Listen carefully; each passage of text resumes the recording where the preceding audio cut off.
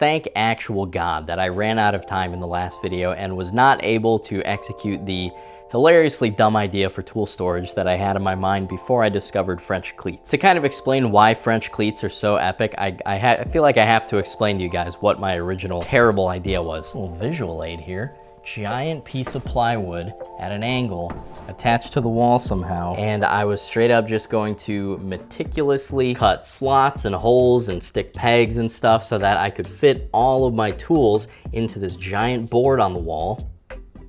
And that's it. So my intentions were pure, I think. The idea was if I have an actual space for each of my tools, then I can't just clutter it up like I could if I just made shelves or cubbies or something. Because knowing me, shelves would just look exactly like they did before I started this whole thing within about a week, just with like some little pieces of plywood separating all the clutter. But what really kept me from pulling the trigger on like some big board solution is actually the same thing that kept me from pulling the trigger on some shadow foam, which I was also looking at. Just the thought of what is this thing gonna look like until I buy new tools, and what am I gonna have to do after I buy new tools? Because if I'm planning for the future and I'm planning on buying new tools, which obviously I am, I would have to leave these big, giant open spaces of free real estate that until I fill them up, it's just gonna look really awkward. It's gonna look unfinished and dumb. But then once you do buy a new tool, you gotta take the whole thing down off the wall and cut new spaces out of it.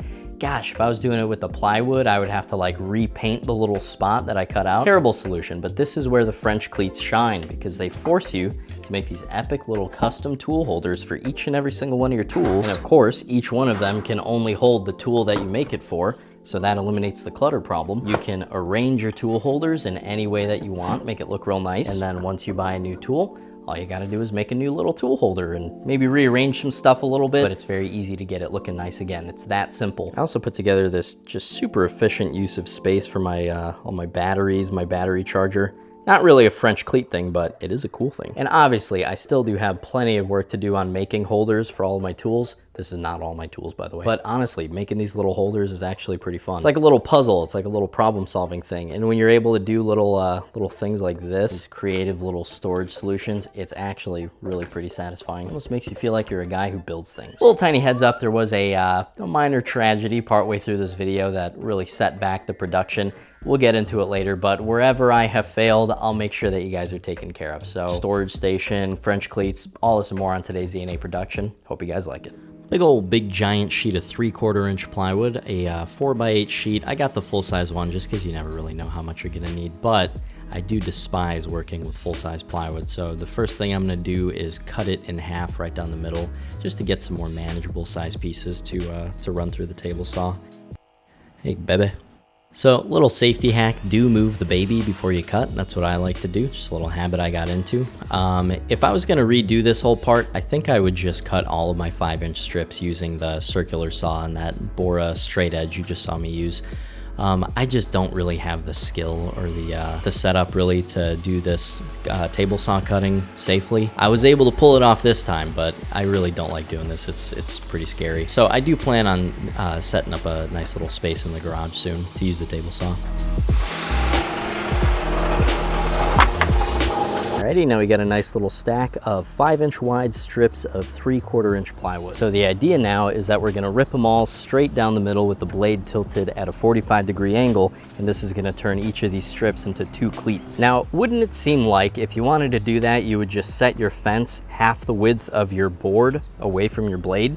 Right? Apparently you can't do that. This is the real formula, which I stole from another YouTuber. So that's gonna be half of 5 inches minus half of 3/4 inches minus half of 2.5 millimeters. I think the Europeans have been nice enough with the World Cup and all to justify using millimeters for this one. 126.5 roughly, 18, 2.5, comes out to 53.125 millimeters. Let's see if this was a giant waste of time.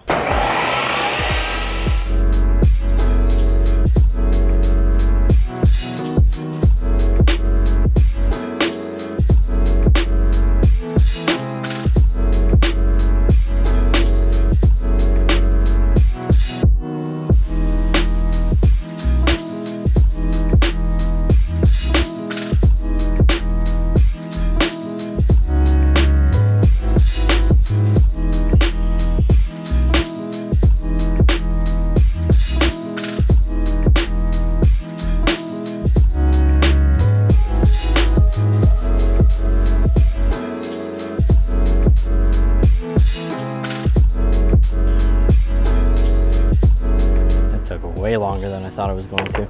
I messed up. So the plan was I was gonna fill this whole wall here with the cleats. I super overestimated the number of cleats that I would need. Now I'm out here thinking the wall is this tall, I'm gonna need, you know, that many cleats to fill up the wall. I forgot the fact that there's at least as much space in between each cleat as the height of a cleat. So really you only need half as much material to fill up the wall. You might have spotted the second way that I messed up already. I super underestimated the length of the cleats. You saw I cut the plywood the short way, so that's 4 feet. This is a 6 foot wide space. Guess I'm just not really familiar with what 6 feet looks like, huh? So this won't be way too big of a problem, and it does just kind of lock in this idea that I sort of already had that I was thinking about. Long story short, there's not enough these freaking flies are killing me, bro. Long story short, there's just not enough studs for me to securely attach each of these French cleats directly to the wall. So I'm gonna make a 6 foot wide backing board out of 1/2 inch plywood, and I'm gonna attach the cleats onto there. And that should also make it pretty easy for me to cut a few of these in half so that I can extend each of the cleats the full 6 feet.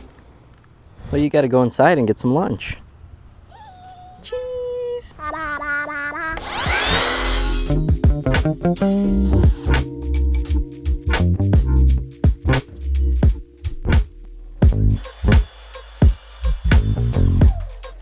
So, about that tragedy, 2 weeks and 250 gigs of footage later, I brought the SD card inside and it was completely corrupted. I never do that. I always film for like a day and then I bring the card inside and I get the footage off of it, and I learned my lesson. But like I said, I'm not gonna leave you guys hanging. This is the video that I learned how to do. Not the tool holders, those are my design, but actually like spacing all the cleats out perfectly. And I don't know if he painted his, but I bet you could figure out how I painted mine.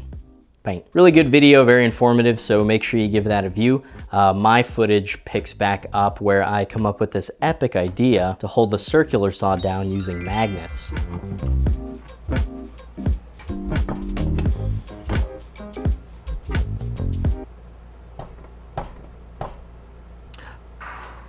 It's aluminum. Okay, I'm just gonna slam through a few holders real quick just so I can have a good thumbnail. Gotta cap off this video.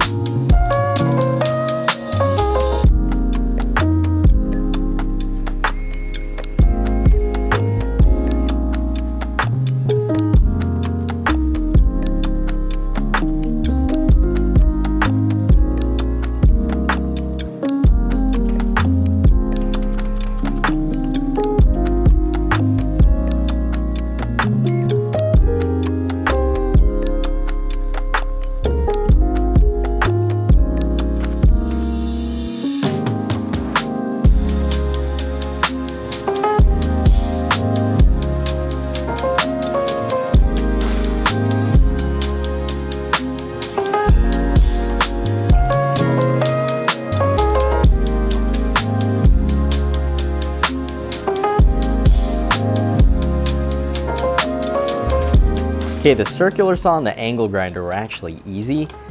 This has been my nemesis for the day, because not only is it like a crazy awkward shape, it's also got a pretty long cord. And I'm really not trying to have cords like super openly visible all over the cleat wall. So I've been totally just like spinning my tires all day trying to figure out how to make this really nice and compact, but also look nice. So I'm thinking if I can kind of build the holder around this shape right here, should be good.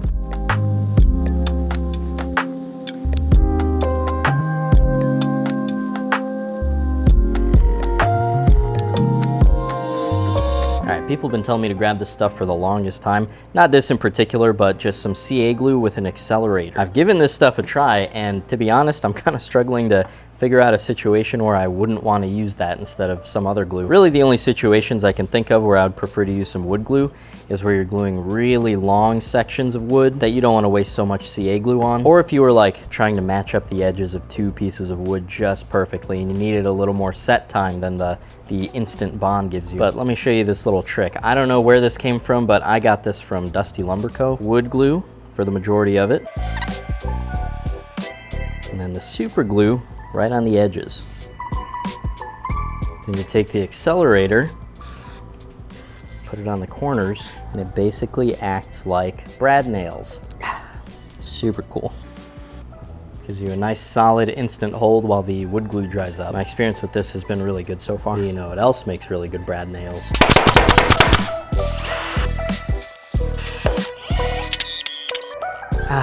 Now it can hold up that 3-pound tool. Alrighty, now I'm gonna make a fence for the front that is kinda like that.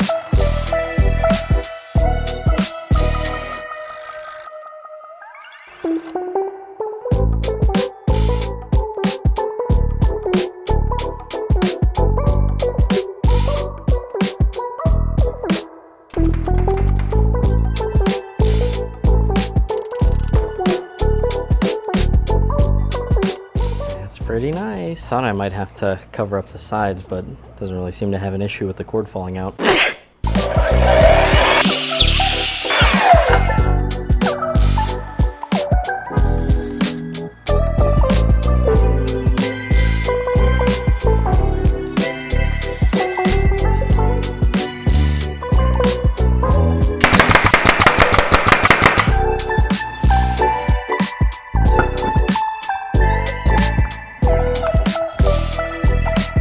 Alrighty, for the jigsaw, I very recently made this acrylic foot for it. This thing's been a total game changer for when you're cutting against the grain of the top veneer of the plywood. Normally it just shreds apart in all these splinters, but this foot hugs the blade so tightly that it holds the grains down while you're cutting through. Leaves you with a really nice finish, but we'll talk about that later. For right now, I want to be able to store this with a little compartment for this bottom foot, or the original foot, I mean.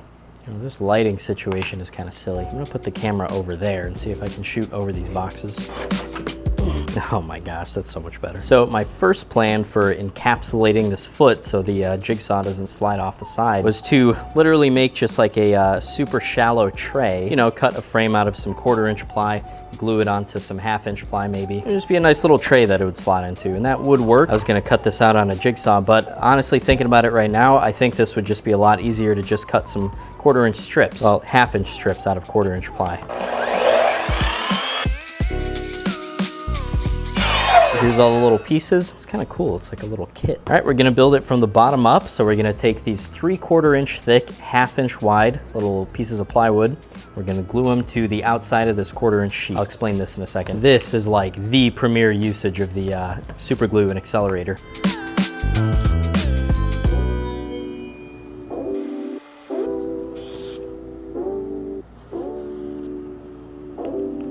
Now we're gonna glue the main platform on top of those 3/4-inch pieces.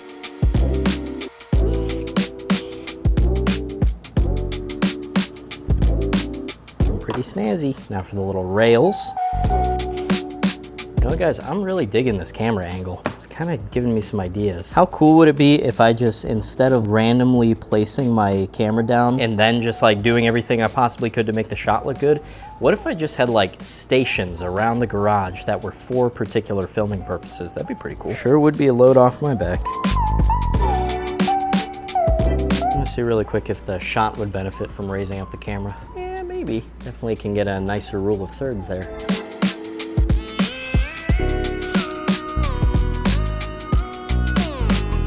All right, I got these lined up really pretty good on the back here, but just for maximum glue contact, I'm gonna go ahead and sand this down right here, and the belt sander just right there.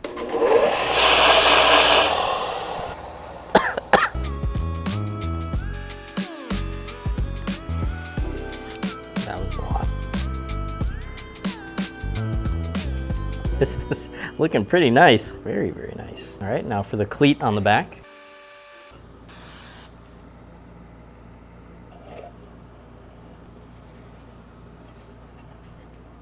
Now obviously there's no pass-through here for the jigsaw blade, so I went ahead and installed a secret little magnet right here, and jigsaw blades are made of steel, so you can do that. And here is the bottom storage for the foot, and here's why I put the little slot right here. This makes pulling it out easier so you don't have to... You get it. Very cool. Last but not least, and also not last, the battery storage. These are just some little aftermarket Makita battery clips, 12 of them for 16 bucks on Amazon. Not bad. They even clip together, so they're very easy to line up like this.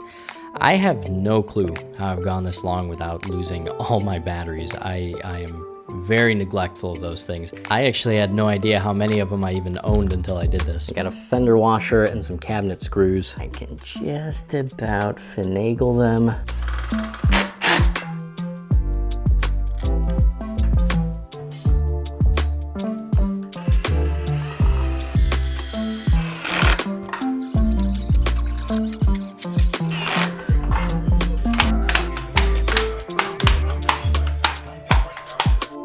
That holder went so well, I'm kind of thinking, why not just mount the charger too? Clear up a little counter space over there. So I've got this board. This is the exact width as the space between the two supports on the rack. And then this little thing is gonna go right here. And this is what I'm gonna screw into through the rack. And then this side should just be able to screw to the back of the battery holder. So the number one problem is these chargers don't actually have a way to mount them to anything. They're just meant to be sitting on a countertop. But I saw a really cool trick online that a guy noticed that if you pull out the rubber feet, you can put a number 6 wood through screw it.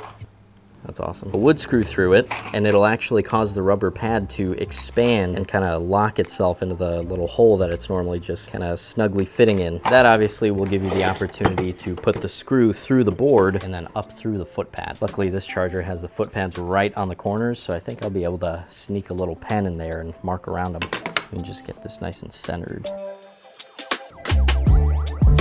Now I'm gonna complete the circle with a little circle template. I'm hoping this is gonna work. I'm gonna take a little compass and I'm gonna set it to a little bit past halfway. Mark. Pop some holes.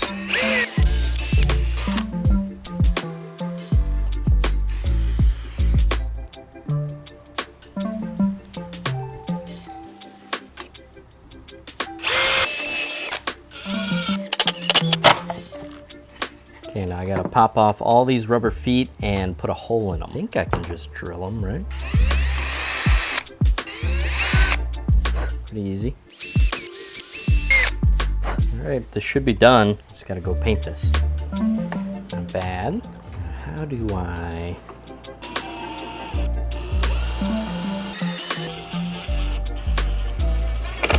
Is that good? Oh, wow. Yeah. I think that'll do.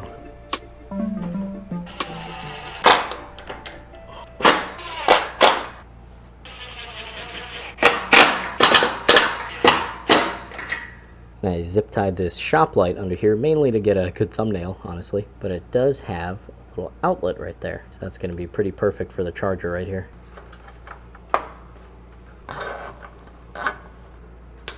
Now, controversy. Why would I put it upside down? A couple of reasons. Number one, with it this way, the release button is underneath, which makes it a lot easier to pop them out. Other reason is because the vents are down here, so they're not gonna get filled up with dust like they would if they were facing upwards. Really, the only weird thing about it is that it says Makita upside down, but I actually don't mind that. Oh yeah, come on. That doesn't look bad.